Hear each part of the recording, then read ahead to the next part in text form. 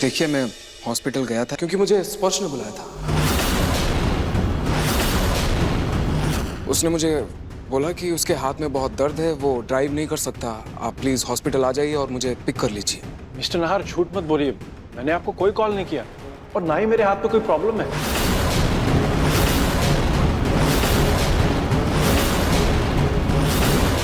लेकिन इंस्पेक्टर, नाहर का हॉस्पिटल में होना इत्तेफाक भी तो हो सकता है ना, उसकी वजह से आप उसे अरेस्ट तो नहीं कर सकते। देखिए मिस्टर, हमारे देश का जो कानून है ना, इत्तेफाक से नहीं चलता, सबूतों से चलता है।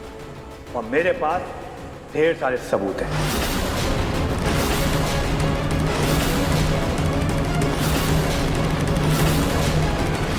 मुखर्जी, सबूत दिखाओ इन्हें।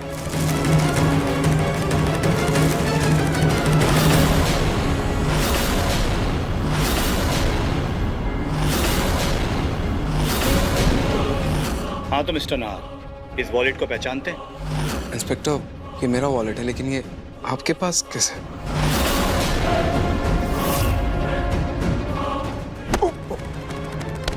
सॉरी। आप ठीक हो? I am sorry. शायद से उस आदमी से जब मैं टकराया था तो मेरा वॉलेट गिरा था, लेकिन मैंने ध्यान नहीं दिया। एक मिनट इंस्पेक्टर, ये आप वॉलेट की वजह से भैया को खूनी कैसे बोल सकते हो? ये वॉलेट तो वहाँ कोई भी रख सकता है, किसी को भी फंसा सकता है, जैसे भैया को फंसा दिया। ये वॉलेट से थोड़ा ना कोई सबूत साबित होता है। अरे यार मुखर्जी, बड़ी जिद्दी फैमिली है, बिना सबूत के मानेगी नहीं। चलो अब तुम्हें ठोस सबूत दिखाता हूँ। लाओ मुखर्जी।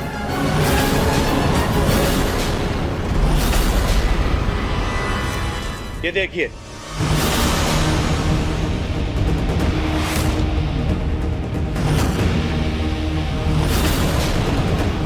ये वही जहर की शीशी है जिससे शीतल की मौत हुई, और इस शीशी पर आपके बेटे नार के उंगलियों के निशान हैं।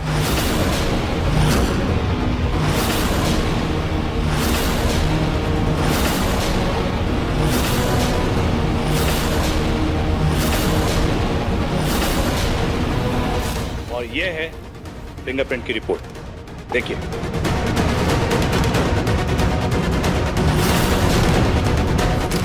और ठोस सबूत चाहिए आप लोगों को?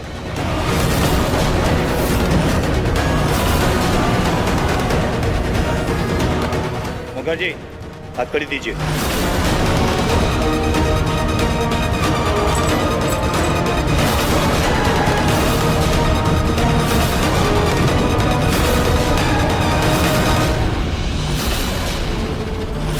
नहीं, ऐसा नहीं हो सकता, ये नामुमकिन है।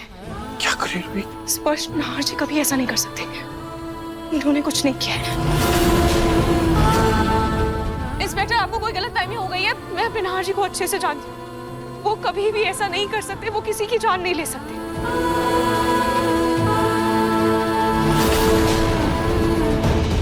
और जहां तक बात इन फिंगरप्रिंट्स की है, तो ये शीशी मेरे पास थी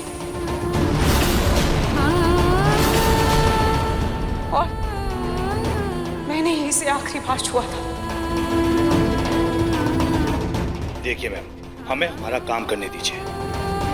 अब मेरे पास इस आदमी के खिलाफ ढेर सारे सबूत हैं, तो प्लीज आप हट जाइए। रूही,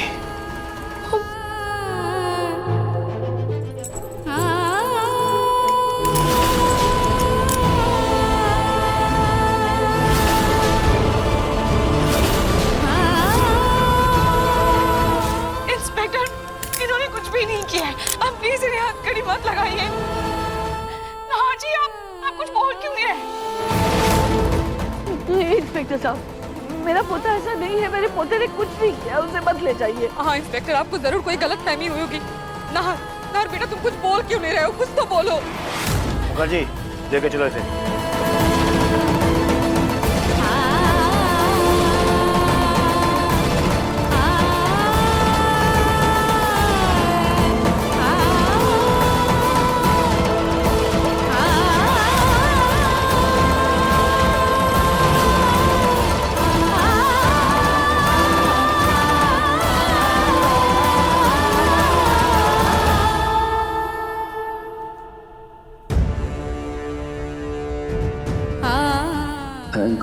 कोई इल्जाम नहीं आया।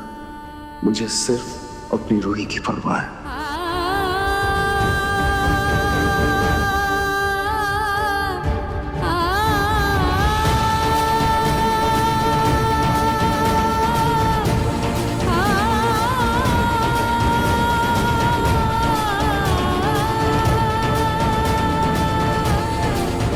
अरे कोई तो रोको, अरे मत ले जाने दो उसे रोको ना।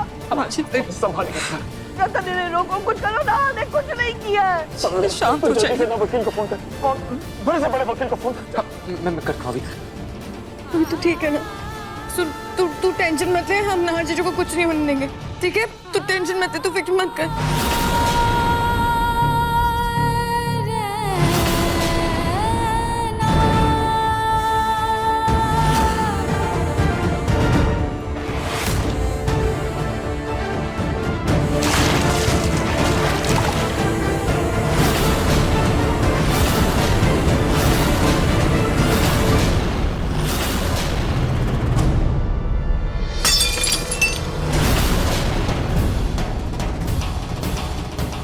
रोही, कब तुम्हारी मनहूसियत मेरे पोते के ऊपर से खत्म होगी?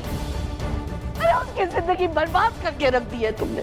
तुम चली गई थी ना यहाँ से, तुम वापस क्यों आई? क्यों आई तुम वापस? रोही, तुमने आज एक बार फिर जता दिया कि मेरी जो नफरत है ना तुम्हारे लिए वो गलत नहीं है, सही है मेरी नफरत। और फिर इस घर में तुम्हारी वजह से खुशी की जगह मातम छा गया। अरे कहा तो मेरा नाहर दूल्हा बनने वाला था, इस घर में बहू आने वाली थी, लेकिन जब तुम्हारी वजह से तुम इस घर में डोली की बजाय अर्थी ले आई। ऊपर से नाहर पर ही उसका इल्जाम डाल दिया और उसे जेल भेज दिया तुमने। अरे कब तुम्हारे मनहूसियत हमारे परिवार के ऊपर से हटेगी? कब? दादी, मैंने कुछ भी नहीं किया है। मैंने शीतल के साथ कुछ नहीं किया, मैंने यकीन कीजिए। और मुझे नहीं पता कि नाहर जी के खिलाफ। खबरदार अगर अपनी काली जुबान से मेरे नाहर का नाम लिया तो। अब तो ना मुझे तुम्हारी शक्ल भी बर्दाश्त नहीं होती। बस आप प्लीज रूही को ब्लेम करना बंद कीजिए। और फिलहाल जरूरी ये है कि हम मिस्टर नाहर के लिए एक अच्छा लॉयर अरेंज करें। बहुत देख लेंगे, पर तुम दोनों अभी के अभी इस घर से निकलो, दफा हो जाओ। और हाँ, अपनी इस होने वाली बीवी का है ना दुपट्टा पकड़ के रखना अच्छे से, ताकि वो वापस यहाँ ना आए और इसकी मनहूस शक्ल मुझे देखनी ना पड़े दोबारा। चलो रूही, अब मैं और बेइज्जती बर्दाश्त नहीं कर सकता, ना मेरी और ना ही तुम्हारी। चलो। नहीं स्पर्श, प्लीज देखो, दादी ने जो कुछ भी कहा वो गुस्से ना कर कहा है। तुम प्लीज ऐसे रूही को मत ले जाओ। और अभी नाहर जी जो जेल के अंदर गए वो अरेस्ट हुए हैं।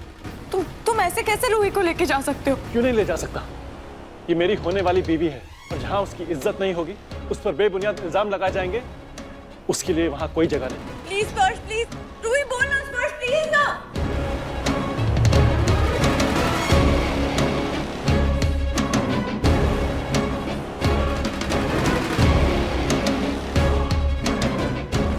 ये वही जहर की शीशी है जिससे शीतल की मौत हुई, और इस शीशी पर आपके बेटे नाहर के उंगलियों के निशान हैं। हे खाटू जी, अगर मैं इस घर से चली गई तो मैं नाहर जी को कभी बेगुनाह साबित नहीं कर पाऊंगी। मुझे यहीं रहना है।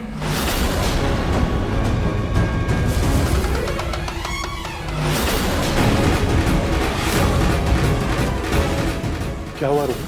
मुझे नाहर जी की मदद करनी है। रूही, ये क्रिमिनल मैटर है, तुम इन सब में मत पढ़ो। स्पर्श, नाहर जी को मेरी जरूरत है। मैं कहीं नहीं छूटूंगी। पागल मत बनो रूही, जो कुछ भी हुआ है उसमें मिस्टर नाहर की गलती है। उनकी कोई गलती नहीं है। नाहर जी ने कुछ नहीं किया। लेकिन पुलिस को सारे सबूत मिले हैं। मुझे उससे कोई फर्क नहीं पड़ता। जानती हूँ कि नाहर जी ने कुछ नहीं किया है। और अगर पूरी दुनिया भी उनके खिलाफ हो जाए तब भी मैं उनके साथ खड़ी रहूंगी, क्योंकि मुझे पता है वो बेकसूर है, उन्होंने कुछ नहीं किया है। स्पर्श देखो, तुम प्लीज यहाँ से चले जाओ। मैं तब तक नहीं आऊंगी जब तक मैं सच का पता नहीं लगा लेती।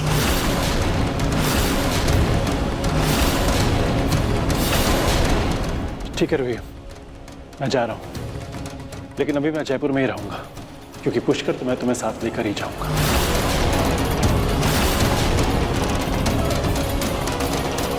पापा अभी कोई भी वकील फोन नहीं उठा रहा।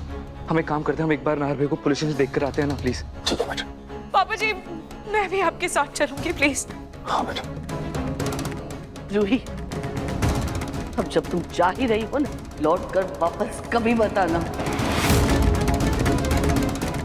वाह, आज चाहे हालात जैसे भी हो, लेकिन रूही इस घर की बहू रह चुकी है और हम सब जानते हैं कि रूही नाहर का कभी भी बुरा नहीं चाह सकते। इसलिए जब तक वो चाहे, और रूही बेटा तो जब तक तुम चाहो इस घर में रह सकते हो। पापा जी अब रूही मैं भी तुम्हारे साथ चलूंगी। मुन्नी वैसे भी सो रही है, वो 2-3 घंटे तक नहीं उठेगी। और मम्मी जी प्लीज आप संभाल लीजिएगा ना मुन्नी को प्लीज। हाँ मैं संभालूंगी, तुम जाओ।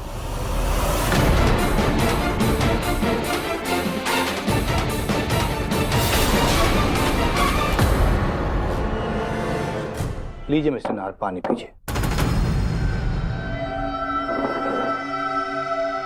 वो क्या है ना मिस्टर नाहर, आपके बचने की उम्मीद नहीं है, तो इसलिए आप चुपचाप अपना गुनाह कबूल कीजिए, इन पेपर पे साइन करिए और कबूल कीजिए कि आपने अपनी होने वाली बीवी को मारा।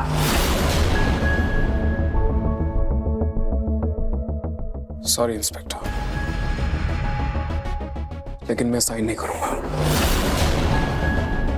मतलब आप इनकार कर रहे हैं कि आपने नहीं मारा? अगर आपने नहीं मारा तो किसने मारा मिस्टर नाहर? अगर मैंने इस जुर्म से इनकार किया तो कहीं रूही का नाम ना आ जाए, और अगर मैंने अपने ऊपर इल्जाम ले लिया तो असली कातिल कभी पकड़ा नहीं जाएगा। अभी चुप रहना ही मेरे लिए बेटर है। मिस्टर नाहर, यूं मुंह मोड़ने सच में चुपेगा? चुपचाप इन पेपर में साइन करो। मैंने कहा ना मैं कोई साइन नहीं करूंगा।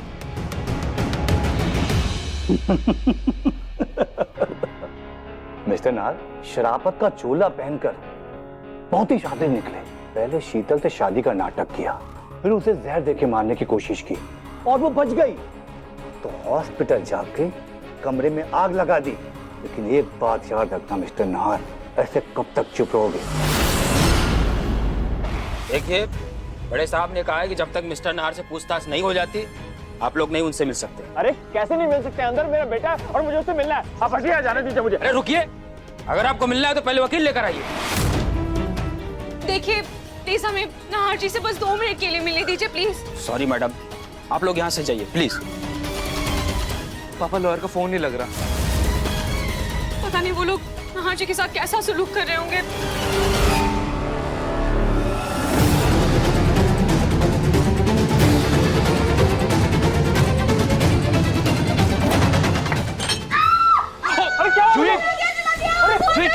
क्या हुआ? क्या किया तुमने? अबे क्या दिखाई दे रहा तुम्हें? क्या हुआ? अरे ये क्या कर दिया तुमने? देखिए कौन सी मेरी, देखिए इसने मेरा हाथ जला दिया, मेरी पूरी क्या कर दिया तुमने? यही दुख रहा है। हाँ जाओ जाके बर्फ में क्या होता है? बर्फ कुछ नहीं, आप इसको जेल के अंदर डालिए। नहीं आप क्या? सब गलती से हुआ, सब मुझे अरे गलती, आप इसको गलती बोल रहे, मेरा हाथ जला दिया। शांत हो जाओ, शांत। जाओ बर्फ लेके आओ, जाओ।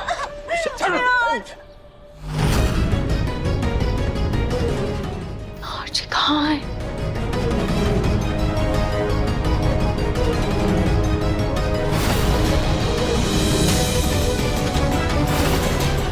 मिस्टर नाहर, मैंने अच्छे अच्छों की चुप्पी तोड़ दी है, तो इसे चुपचाप बताइए सब क्यों किया? और जब शीतल को मारना था तो शादी का नाटक क्यों किया? जब सच बता तो इससे पहले कि मैं अपना टेंशन से चल पाऊं। इंस्पेक्टर, मैंने कहा ना मैंने कुछ नहीं किया। अच्छा, तुमने कुछ नहीं किया तो आधी रात को हॉस्पिटल क्या करने गए थे? और क्या दुश्मनी थी शीतल से? कोई दुश्मनी नहीं थी, मैं बता चुका हूं। हाँ मैं हॉस्पिटल गया था क्योंकि मुझे स्पर्श ने बुलाया था। वाह मिस्टर नाहर, अजीब इत्तेफाक है। आप शीतल के कमरे में जाते हैं, कमरे से बाहर निकलते हैं, और आपके बाहर निकलते ही शीतल के कमरे में आग लग जाती है। उस आग में आपकी होने वाली बीवी जल के मर जाती है। इतना बड़ा इत्तेफाक कैसे हो सकता मिस्टर नाहर? मुझे कुछ नहीं पता। चलो मिस्टर नाहर, मान लेते हैं कि ये खून आपने नहीं किया। अगर ये खून आपने नहीं किया तो ये खून आपकी पहली बीवी ने किया है।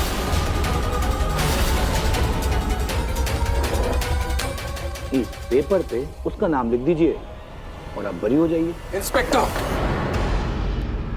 रूही ने कुछ नहीं किया। रूही का इन बातों से कोई लेना देना नहीं है। प्लीज प्लीज इंस्पेक्टर, उसको बीच में मत लाइए। ठीक है रामवीर, देखा मैंने इसकी पहली बीवी पर इल्जाम लगाया। ये बिन पानी की मछली की तरह कैसे तड़प रहा है? हाँ? ये तो अजीब ही कहानी है। अक्सर लोग अपनी पहली बीवी को मार के दूसरी शादी करते हैं, लेकिन ये माशे ने तो अपनी पहली बीवी के साथ मिलकर अपनी होने वाली बीवी को मार दिया। देखिए, आपको जो कुछ भी बोलना है मुझे बोलिए। रूही ने कुछ नहीं किया है। उसे इस मामले में लाने की कोई जरूरत नहीं है। पहली बीवी के साथ प्यार तो छोड़ो क्यों? एक बात बता, तेरे एक बच्चा है ना शीतल से? तुम अमीर लोगों का अलग ही नाटक है। शादी किसी और से, बच्चा किसी और से। कहीं ऐसा तो नहीं तेरी पहली बीवी का भी किसी और से एक बच्चा हो? Inspector, how dare you! और तू पुलिस वाले हाथ उठाता है? अभी मैं तेरे अकाउंट को डर जाता है।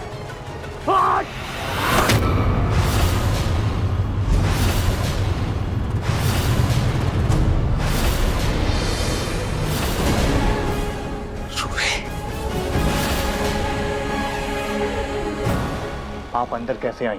ये आप क्या कर रहे हैं? आप नाहर जी पर हाथ कैसे उठा सकते हैं? ये मानवीय अधिकारों के खिलाफ है, और अगर आपने हाथ उठाने की कोशिश की तो मैं आपके खिलाफ कंप्लेन करूंगी। वाह, आग दोनों तरफ लगी है। क्या प्यार है? इंस्पेक्टर, तमीज से बात कीजिए। और रूही, तुम यहाँ क्यों आई? तुम प्लीज जाओ यहाँ से। नहीं नाहर जी, ये ऐसा कैसे कर सकते हैं आपके साथ? ये गलत है। वाह, ये गलत है। गलत ये नहीं, गलत वो जो शीतल के साथ हुआ। और मैं शीतल के कातिल को छोड़ने वाला नहीं। संध्या, इन्हें बाहर निकालिए। मैडम बाहर चलिए।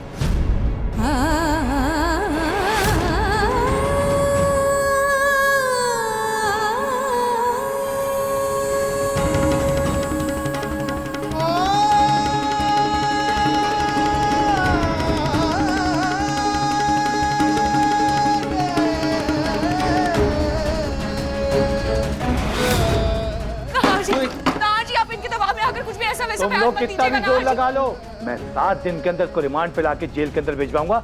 ये मेरा वादा है। नाहर जी, ऐसा कुछ नहीं होगा। हम आपको यहाँ से रिहा करवाएंगे। हम अच्छा से अच्छा वकील लेकर आएंगे।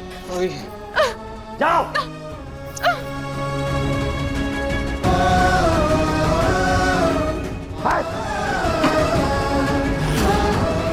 निकलो, चलो।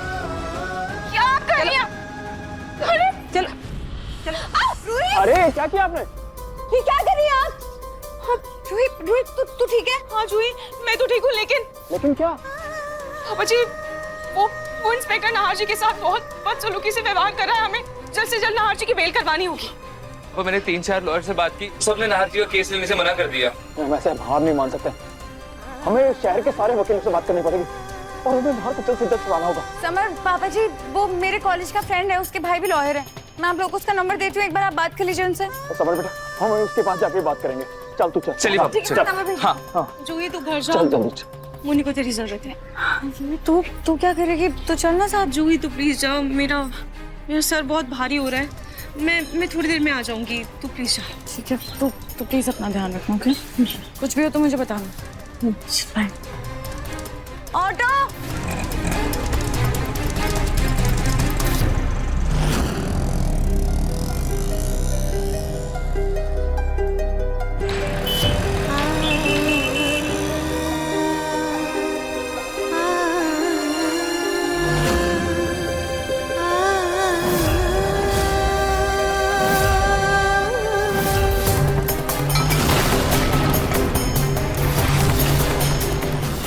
वो वही जहर की शीशी है जिससे शीतल की मौत हुई, और इस शीशी पर आपके बेटे नाहर के उंगलियों के निशान हैं। कल रात शीतल को होश आने से पहले कमरे में आग लग गई, उनकी बॉडी जलकर राख हो गई और उनकी मौत हो गई।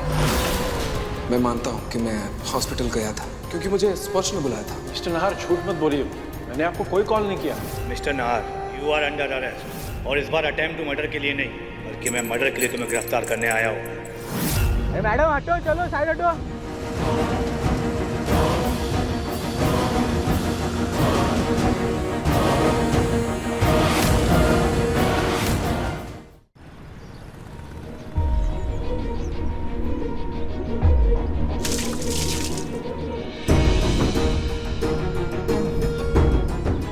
सब क्या हो रहा है? मुझे तो कुछ समझ में नहीं आ रहा है। वो जहर तो मैंने ही खाया था ना। शीतल को वो जहर किसने दिया? और नाहर जी ने कहा कि उन्हें हॉस्पिटल स्पर्श ने बुलाया। तो फिर स्पर्श ने ऐसा क्यों कहा कि उसने नाहर जी को हॉस्पिटल नहीं बुलाया? और अगर स्पर्श ने नाहर जी को हॉस्पिटल नहीं बुलाया तो स्पर्श के नाम से नाहर जी को किसने हॉस्पिटल बुलाया? आखिर ऐसा कौन है जो उन्हें फंसाना चाहता है? मुझे इन सारे सवालों के जवाब ढूंढने होंगे, वरना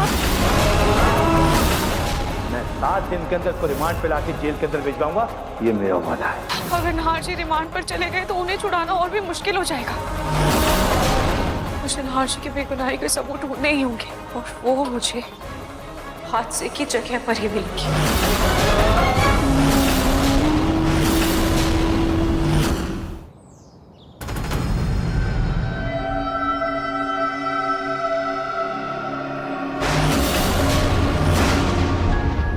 यही वो आईसीयू है जहाँ शीतल के साथ वो हादसा हुआ था।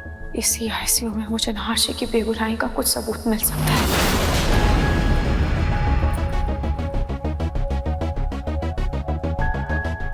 एक्सक्यूज मी,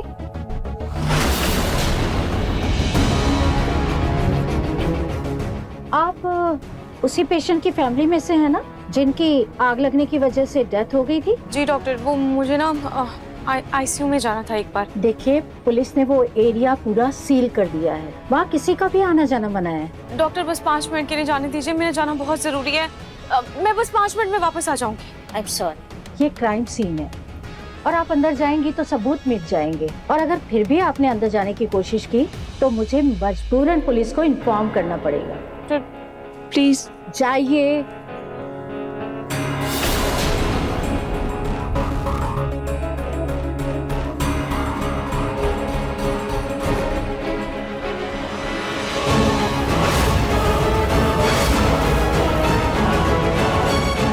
कुछ न कुछ करके मुझे एक बार आईसीयू में जाना ही होगा। देखिए मिस्टर नाहर, हम आपको केस से जुड़ी हुई हर छोटी से छोटी डिटेल्स दे चुके हैं। आप कोई तो रास्ता निकालिए कि मेरे बेटे नाहर को बेल मिल सके। प्लीज कुछ कीजिए। देखिए मिस्टर रतन, मैं भी आपको कोई झूठी तसल्ली नहीं देना चाहता, क्योंकि आपके बेटे के खिलाफ एक नहीं बल्कि मल्टीपल सबूत हैं। इनफैक्ट पुलिस ने तो खुद मिस्टर नाहर को हादसे वाली रात अस्पताल में देखा था। लेकिन फिर भी मैं अपनी पूरी कोशिश करूंगा कि मिस्टर नाहर को कोर्ट से बेल मिल सके। मिस्टर रॉय, आप तो इतने बड़े वकील हैं, प्लीज कोई तो तरीका होगा ना जिससे मेरे भैया निर्दोष साबित हो सके। प्लीज कोई तरीका। एक तरीका है समर जी। क्या? जी बताइए ना। अगर हमें मिस्टर नाहर के फेवर में कोई ठोस सबूत मिल जाए जिससे हम असली गुनहगार तक पहुंच सके, तभी मिस्टर नाहर को निर्दोष साबित किया जा सकता है। या फिर भगवान कोई ऐसा चमत्कार करे जिससे मिस्टर नाहर बच जाए। आपका चौथा नंबर है, आप लाइन में लग जाइए।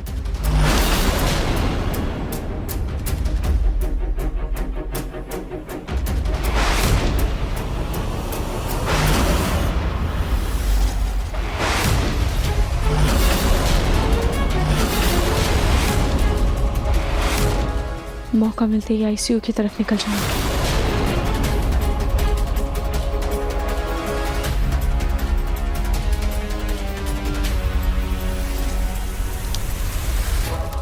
माता जी, आप यहाँ मत जाइए, वहाँ किसी को भी जाना मना है। आप यहाँ लाइन में लगिए। माफ करना बेटा, उम्र हो गई है, नजर कमजोर है ना, हाँ चलिए। दिखाई नहीं देता।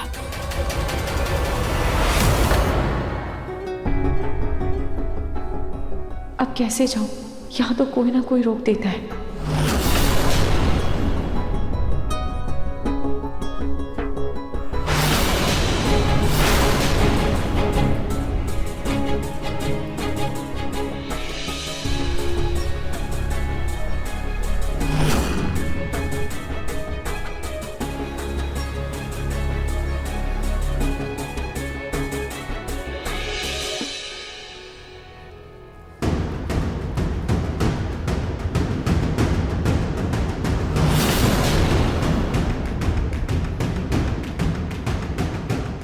ये धुआं, अरे ये धुआं कहाँ से आ रहा है? लगता है आग लग गई। जाओ जल्दी से चेक करो।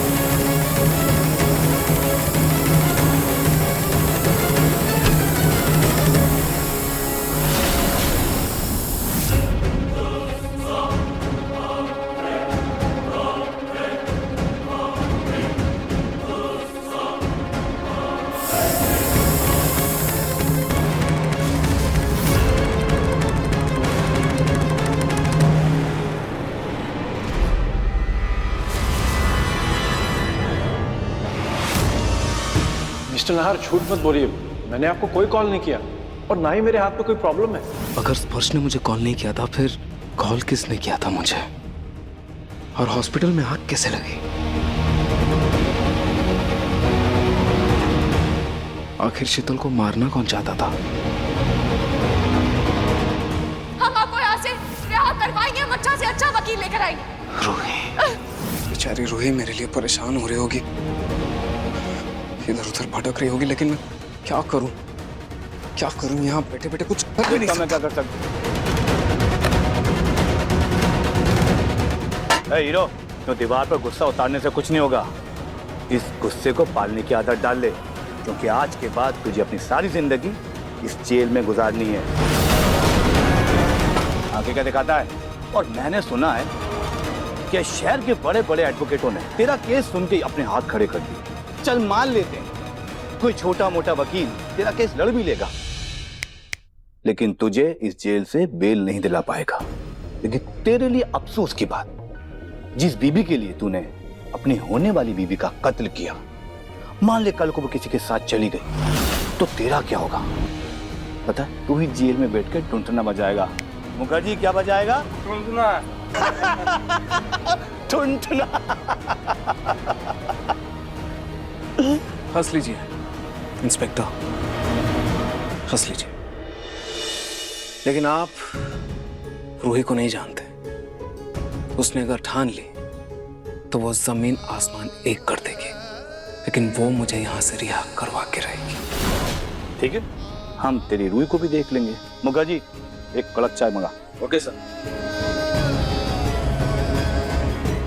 बस डर इस बात का है कि मुझे बचाने के चक्कर में कहीं वो खुद किसी मुसीबत में ना फंस जाए।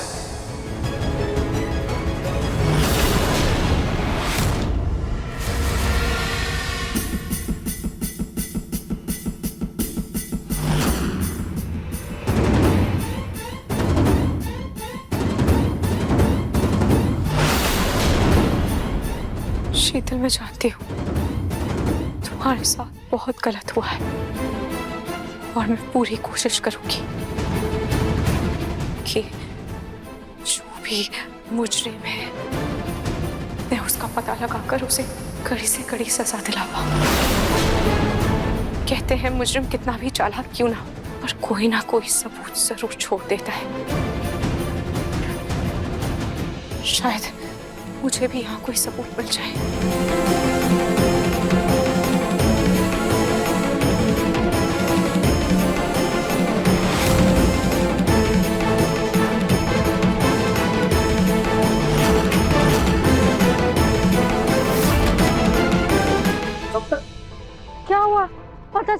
हॉस्पिटल में आग कैसे लगी?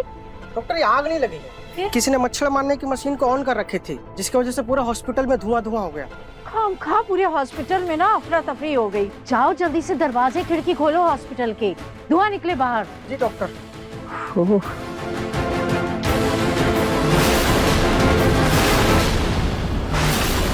ये आईसीयू में रोशनी कैसी चमक रही है?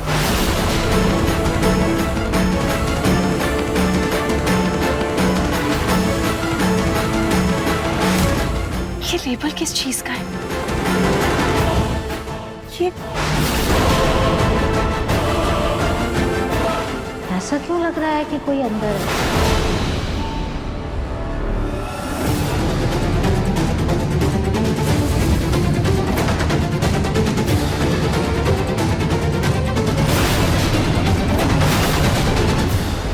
रतन वकील से कहो कि उसे मुंह मांगी कीमत मिलेगी, लेकिन कुछ भी करके नाहर की बेल करवाए। माँ हम कोशिश तो कर रहे हैं, लेकिन ये केस इतना उलझा हुआ है कि कोई भी वकील ये केस लेने को तैयार ही नहीं हो रहा है। खैर छोड़िए, मैं घर आके आपसे बात करता हूँ।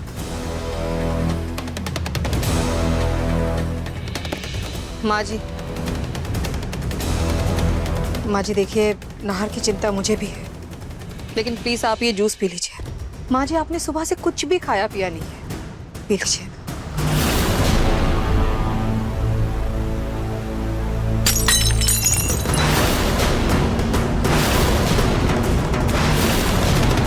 क्या हुआ माँ जी? क्या हुआ कि बच्ची सारे जन्मों का बदला एक ही जन्म में लेने वाली हो क्या? लेकिन माँ जी मैंने किया क्या है? किया क्या है? अरे अगर तुम्हारा बस चले ना तो शीतल के मौत के इल्जाम में मुझे हमेशा के लिए जेल भेज दो। क्या बोल रही थी पुलिस वालों से? क्या कहा तुमने? कि शीतल को नींबू पानी पिलाया मैंने? हाँ माँ जी सॉरी, माँ जी सॉरी। देखिए मैं कान पकड़कर सॉरी बोल रही हूँ माँ जी, वो ना डर के मारे मुंह से निकल गया था। लेकिन माँ जी आप ये सब कुछ छोड़िए ना, आप नाहर के बारे में सोचिए ना माँ जी। हम कैसे नाहर को बाहर निकालेंगे, कुछ तो सोचिए। अरे इसी बात से तो दिल बैठा जा रहा है, घबराहट हो रही है, समझ में नहीं आ रहा है।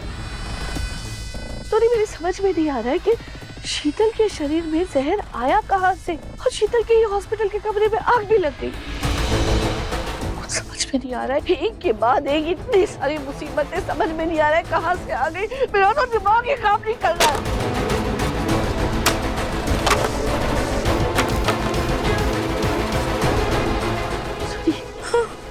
एक तरीका है नाहर को बचाने का। क्या माँ जी?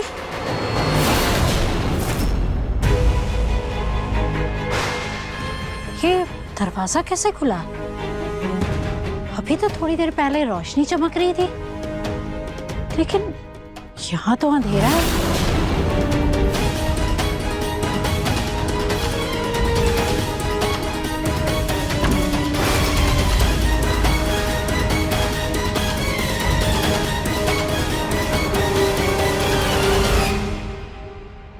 लेबल, पता नहीं ये किस चीज का लेबल है, पर क्या पता ये लेबल मुझे नाहर जी की बेगुनाही तक ले जाए और असली मुजरिम का पता चल जाए या कोई सबूत मिल जाए।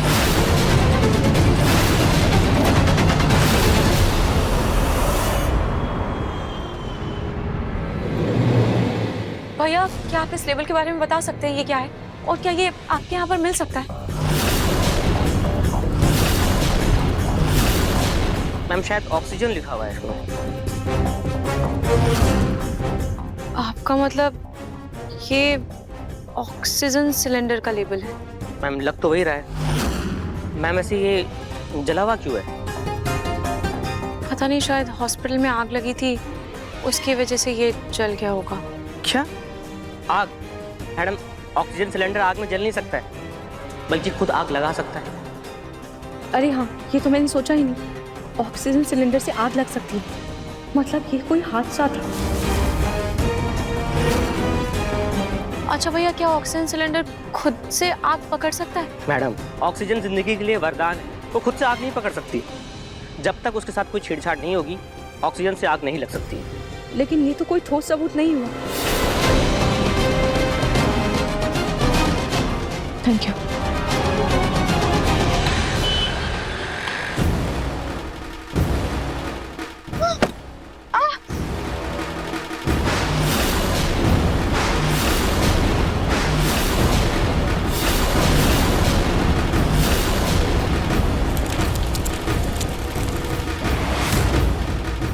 अपना बोरिया बिस्तरा उठाओ और अभी के अभी मेरे घर से दफा हो जाओ। ये आप क्या बोल रही हैं? पापा जी ने तो मुझे कहा है कि मैं यहाँ कुछ दिन रह सकती हूँ। हाँ, लेकिन अब मैं कह रही हूँ ना कि तुम यहाँ नहीं रह सकती। जाओ जाके अपने यार के पास रहो। इस घर में तुम्हारे लिए कोई जगह नहीं है। निकलो यहाँ से।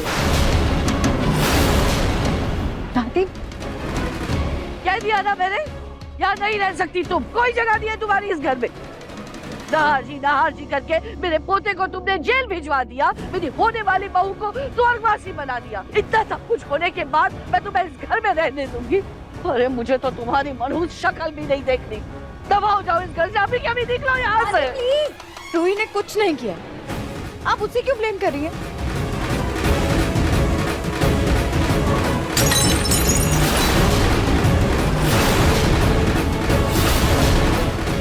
एकदम चुप।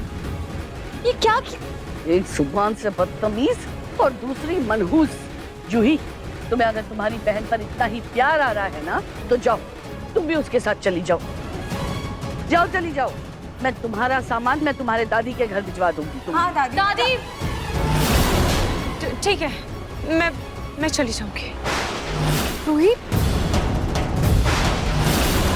रूही तू ये क्या बोल रही है? ये तेरा घर है, तू ये घर छोड़ के क्यों जाएगी? दादी सही कह रही है। अगर मेरा यहाँ रहना इनके जख्मों को कुरेदता है तो मेरा यहाँ से चले जाना ही बेहतर है। रूही तुम जूही, तू दिल छोटा मत कर। मैं यही हूँ तेरे पास, मैं जयपुर में ही रहूंगी। मैं ज्यादा दूर नहीं जा रही, तू फिक्र मत कर।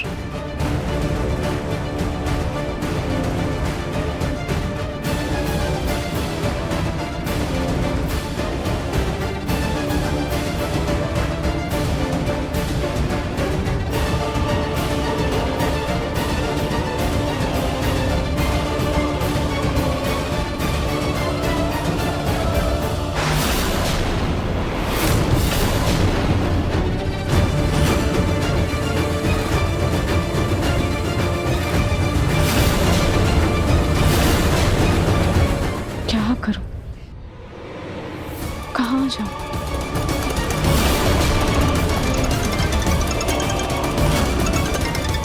स्पर्श का फोन। अगर स्पर्श को पता चलेगा कि मुझे घर से निकाल दिया गया है तो वो मुझे अपने घर ले जाने की जिद करेगा, जो सही नहीं। क्या करूं? काम करती हूँ, मैं दादू के पास चली जाती हूँ।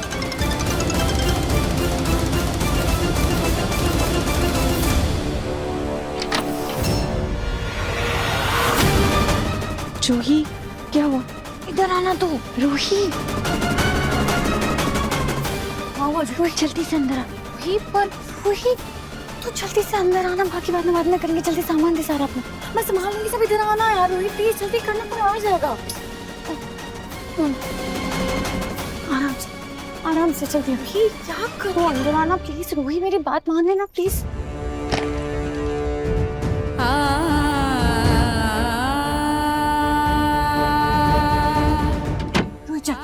चलना जल्दी आई। जूही, तू क्या कर रही है? रोही देख, इस कमरे में शीतल रहती थी, अब वो नहीं है तो ये कमरा बंद ही रहता है। तो तू अगर यहाँ रहेगी तो किसी को कुछ पता नहीं चलेगा। ये बहुत गलत है। तू सोच, अगर दादी को पता चल गया या उन्हें कोई अंदाजा भी लग गया तो क्या होगा? रोही कुछ पता नहीं चलेगा, मैं बोल रही हूँ ना, तू यहीं रुकेगी प्लीज। तो मेरी बात।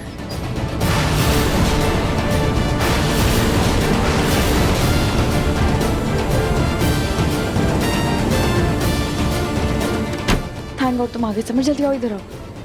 तुम समझाओ ना रोही, कोई मान ही नहीं रही है यहाँ रुकने के लिए। ये फैसला सिर्फ जूही का नहीं बल्कि मेरा भी है। आप यहाँ हैं, इसके बारे में किसी को पता ना चले, इसकी जिम्मेदारी हमारी है।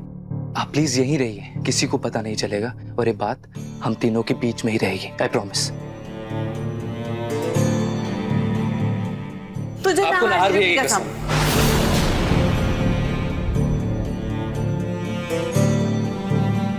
वकील ने क्या कहा समर भैया? अभी मैं आपसे झूठ नहीं बोलूंगा, लेकिन नाहर भैया की बचने की कोई खास उम्मीद दिख नहीं रही है, क्योंकि सारे सबूत ही उनके खिलाफ।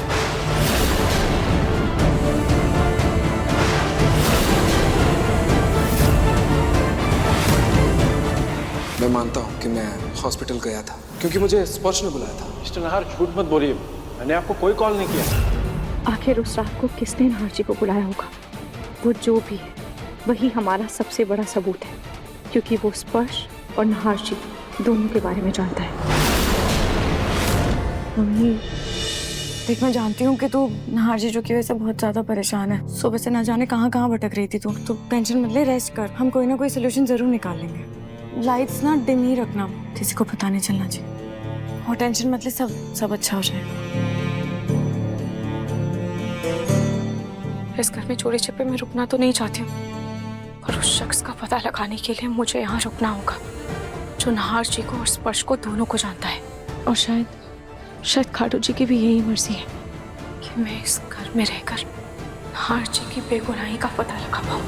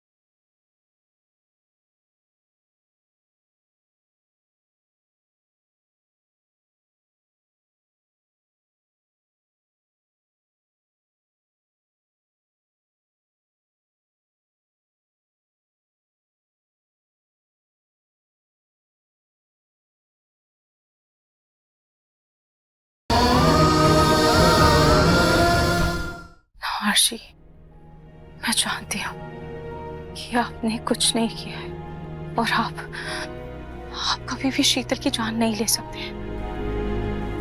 नाहर जी, मैं जल्द से जल्द आपकी बेगुनाही का कोई ना कोई सबूत ढूंढ कर रहूंगी।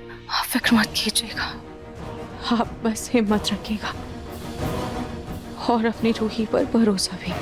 खुद से भी ज्यादा भरोसा है मुझे रूही तुम पर। रूही,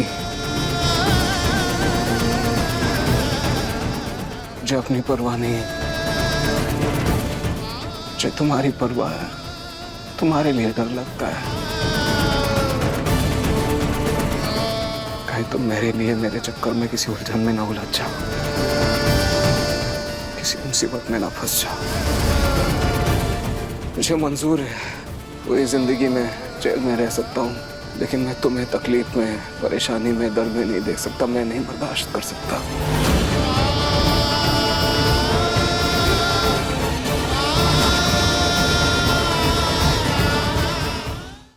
मन सुंदर रात 8 बजे दंगल टीवी पर।